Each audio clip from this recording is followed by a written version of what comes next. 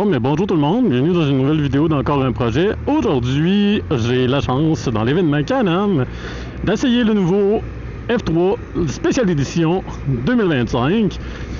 Couleur exclusive, moteur 1330 comme d'habitude, avec la manuelle semi-automatique, excusez, 6 vitesses. Oh mon Dieu Seigneur, position de conduite, là, c'est vraiment cruiser, là.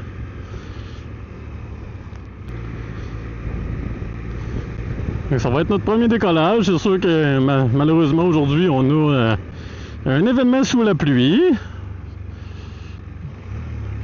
Mais c'est pas grave, on s'habille en conséquence, on va se faire du fun, on essaye des machines. Une belle petite journée de chillos.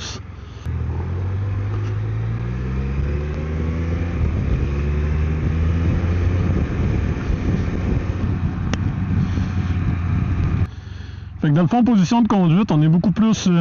lui, en plus, il y a un dossier arrière, fait qu'on est vraiment super confortable. Présentement, position, je sais pas si vous pouvez voir, on est un petit peu plus allongé versus le Red Rock que j'ai essayé il y a quelques semaines. Les pédales sont ajustables aussi, mais vous devez le faire directement le mieux en l'achetant, parce que la rod au niveau du frein est différente, fait que vous pouvez la changer. Ah, au niveau confort, mon Dieu Seigneur, on voit que ma prochaine machine, il y a peut-être des chances que je tombe avec un F3 ou un Canyon, ça s'enligne pour ça dans ce boulot. Niveau confort, suspension pneumatique auto-nivelante, fait que dans le fond, elle s'ajuste tout dépendant des personnes que vous assisez sur la machine ou même vous-même, soit qu'il va enlever de l'air pour le confort ou il va en rajouter.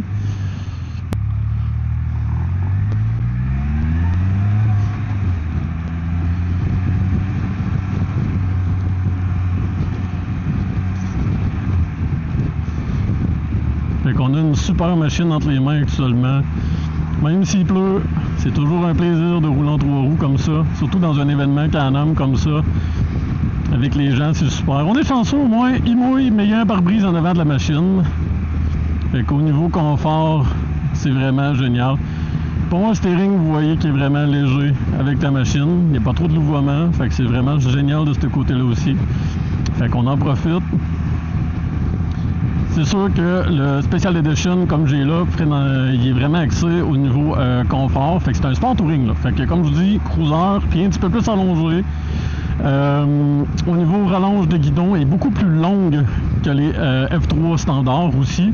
Fait qu'on a une position beaucoup plus droite, beaucoup plus reculée. Mais avec le dossier, c'est une machine qui est super confortable. Fait que c'est pas vraiment une problématique rendue là.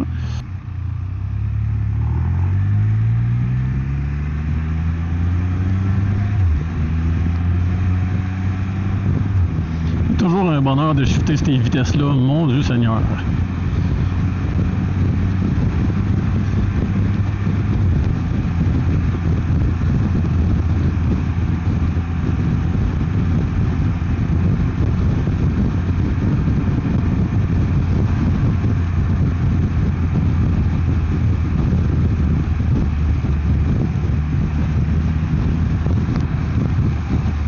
Petit compte rendu rapide de la machine après quelques kilomètres de rouler avec. La suspension, bon, ben c'est sûr, pneumatique, c'est débile.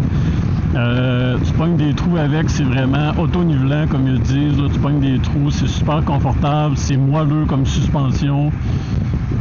Ça absorbe beaucoup. Même étonnamment, la suspension en avant, qui est une suspension, je vous dirais, je vais dire conventionnelle, là, c'est pas une Smart Shock, par exemple, comme les Canyon. C'est super confortable.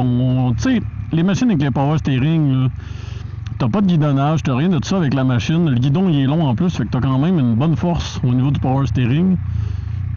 Fait que je pourrais vous dire qu'au niveau de la puissance, c'est quand même super intéressant. C'est un F3.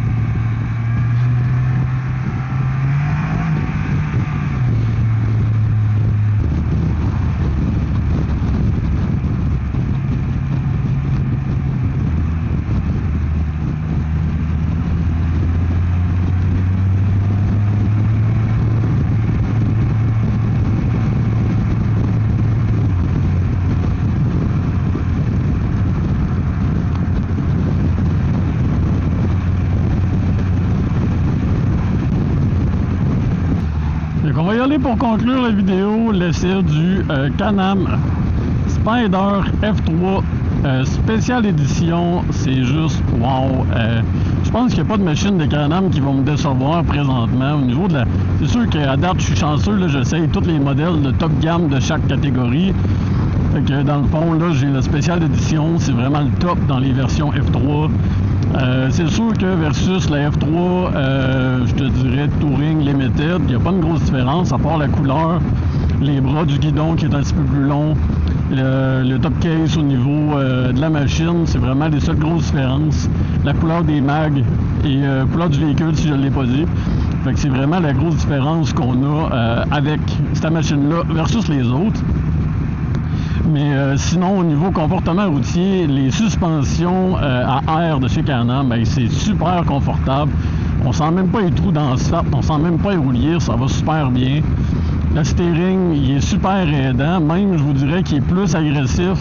Il est plus facile à virer que celle-là du Canyon que j'ai essayé, qui est plus adaptatif. Lui, soit je l'ai pas trouvé, ou ben non, il y en a juste pas, mais je pense qu'il n'y a pas de mode de conduite. Fait que c'est peut-être moi qui est en erreur, mais en tout cas, fait que gênez-vous pas de mettre des commentaires pour me dire vraiment au niveau de la machine, c'est quoi vous en pensez. Ça va me faire plaisir de vous répondre pour vous donner mes impressions avec les questions spécifiques que vous avez avec la machine. Si j'ai pas la question, je vais m'arranger pour aller la chercher pour vraiment vous la donner. Fait que ça c'est définitif. Oh wow, ok, non, pour un steering est débile là.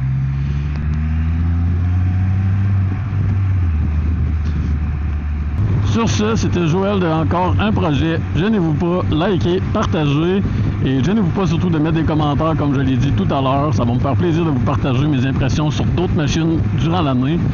Fait que sur ce, ciao!